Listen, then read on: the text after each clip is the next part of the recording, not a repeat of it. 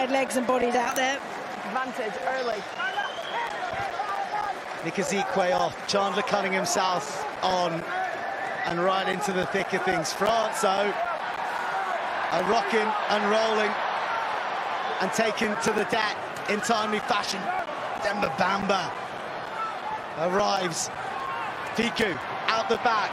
Berder all alone. Bar to Guivalu. Cunningham South, but the whistle goes.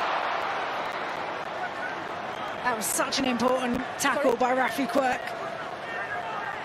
Doesn't just chop down low, wraps the player up, wraps the ball up. And Cunningham South, they're almost snaffling the loose ball. Very interesting. He's come on for Nikazikwe. He is a back row by trade. He has played second row in his time. There's no other recognised second row on the English bench, which would lead you to believe, do England have designs for the five-round back row to maybe make that shift forward into lock? Well, I think we saw it, didn't we, in the Six Nations? He came on against Wales, had a really good game in not what he would probably call his first choice position, but to have that interchanging player being able to go from the across the back five, only going to work in your favour. Well, chatting to a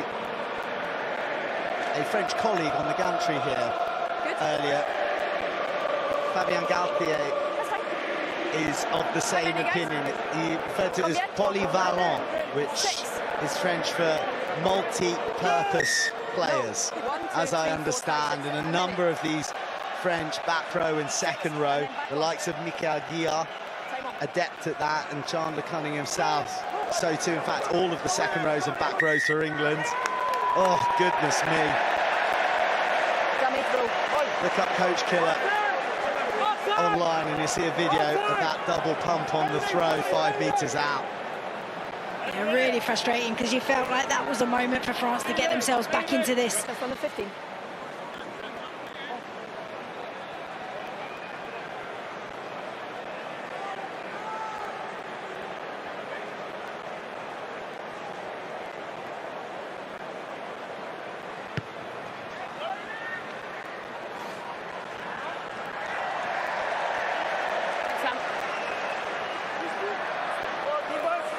Okay, that's going to be time ticking in England's favour as they lead by a dozen. 6. Get him out the front, Sammy. For France, the second time it's happened in that area. We've seen how devastating their maul can be, and it feels like such a shame that they've got too complicated when all they've really needed to do is claim the ball and throw their big bodies at the task. Fiku just building some form after a tricky season at Racing and a broken thumb earlier in the year. He's going to be key down in New Zealand. By and large, there'll be no Toulouse players there because they're into the top 14 final. Galtier has said he'll pick a maximum of 5 players from the finalists of the top 14 to go to New Zealand, and even then he's going to be bearing in mind the number of minutes they've played across the season. You think of guys like Thomas Ramos, you think of all the Bordeaux players who not only, well, they're not in the final yet, they've got the semi this evening, but they've also won a European Cup. That is so many minutes of attritional rugby. How many? In the top 14, about a 30-game campaign. 6. So it really is going to be next generation stuff for France, and this is going to be an experience, a character building clinch. 5 metres out, 5 minutes to go, trailing by 12, desperate for a try to get them back into the contest. A dart from Jeannot, denied. Bodies everywhere. 1 pumping drive from France and so close to the paint. English arms everywhere. A double blast, no decision yet. Have England done enough? Time off. Mike. Go ahead, Holly. My on-field decision is try. I just want to make sure that it's not held up initially after foregrounding. For the on-field decision, try. Check the ball not held up initially. Stand by.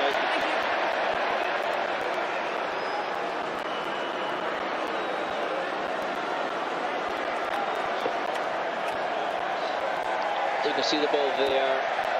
The ball's Well, what do you think, Beth? ground.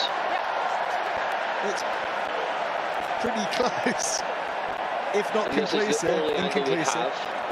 So if you have the ball, well, you can see the ball there. It's whether or not it's just got on the line. From this angle, it looks like it has. Okay, so back to referee, you have a decision. So you may award the try. The ball is on the ground and on the line. That's a really important score for France there. You know, 6 minutes on the clock, young group of players coming back and staying fighting this game still, with time on the clock still. That'll be a really pleasing part about this for the coaching team from France, to see them staying in the fight and taking the moment.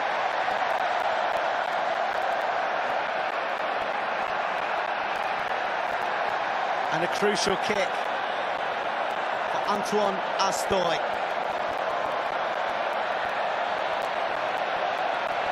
Seven points the deficit. This conversion means that France could snatch victory with a late converted score. And Astoy splits the uprights. And it is game on for Les Bleus in Le Demi-Crunch. It's a brilliant strike, wasn't it? Ice cold from him.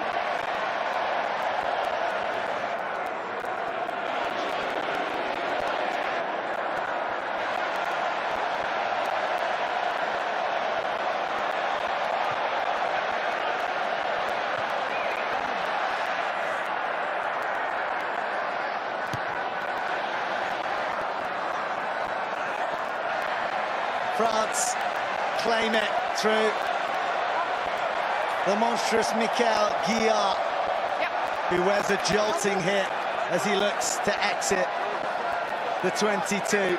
Okay, 9, use it. 5 points the difference. France just showing a ruthless edge and utterly clinical when opportunities have presented themselves. They just haven't gone away. Thank you. And now, this will be a test of their character, their belief of whether they can come back here at the Allianz. Whilst for England, it is whether they can repel a late French assault. And they have their pockets picked at the line-out. Fischer barrels forward across the 10. Astoy goes to the skies. Slade is under it, and he's swatted by Berder, but cleanly and bravely taken at pace. Spencer to Dan, just explodes into the shoulders of the French. Not yet. Yes. The confidence of Spencer to box without the defences around him. Good competition, spilt forward into the hands of Don Brandt, but it's already gone forward off Cunningham South. I thought he was put onside. France will have the put in. Do we have an offside at all there, Ben?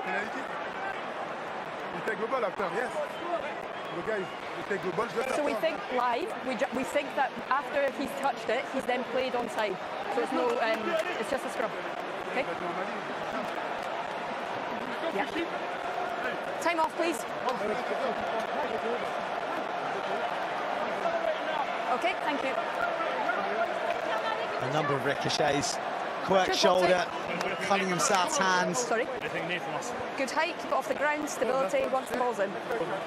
But the net result is France, who, remember, have been playing with 14 all this time, with Cameron Wacky off the field, and now back to the full complement. The Canadian-Frenchman Tyler Duguay reinstated to the field with 5 on his back. Come on. Crouch! Bind! Set! A penalty, the first at scrum time all game to the French. And suddenly, the Mexican waves have ground to a halt in the stadium, and the nerves of players and supporters in white alike beginning to jingle and jangle. Yep, because one last French assault is coming. 7, 6, 6, 6. Drop 1. Oh, sorry, mate. Keep him out of the front, Ben. Ball in the 5. The multi-purpose man. The polyvalent. Nestled in the nucleus of a blue drive. Duguay, the Canadian bruiser, makes a dent, and Jeannot just keeps the fringes honest. Okay, advantage. And penalty advantage for France too. They can attack without consequence. Advantage. They know whatever happens, they'll come back. England must defend for their lives. But the meters are coming easy from the French, who are emboldened by the prospect of a revenge victory at the Allianz. No advantage. On the 22, outside the 22. Well, how about that? The French No arms. giving themselves another lifeline here. Number 12. I think it was Number Atkinson's 12. there. Being done for a no-arms tackle, just throwing his body into the player. Big moment for France. England need to keep their discipline, be composed.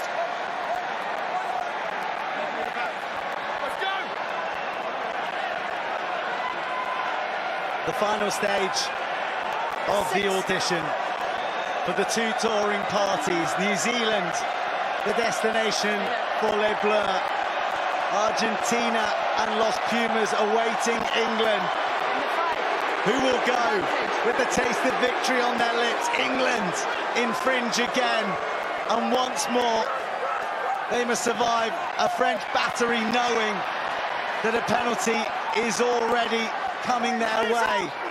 Now it's Jacobus van Tonder, the South African-born back row. Jeannot just powers on through.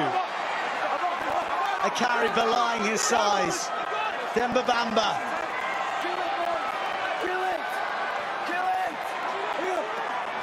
Now England. A dish to taste of pick and go.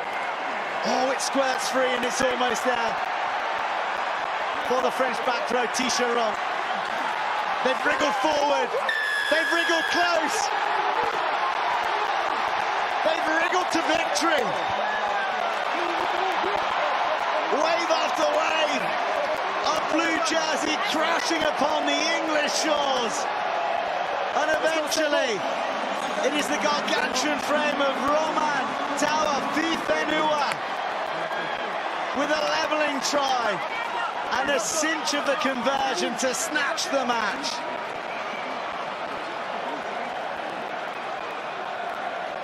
It's really tough, isn't it, for England on their line, trying to defend wave after wave, and he nails it.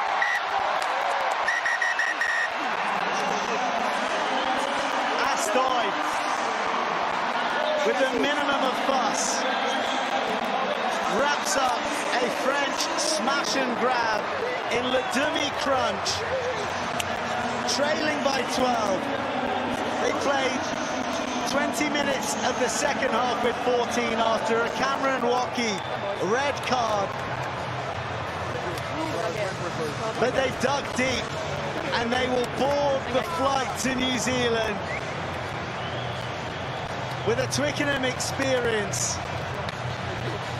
that has resulted in victory in the most dramatic of fashion.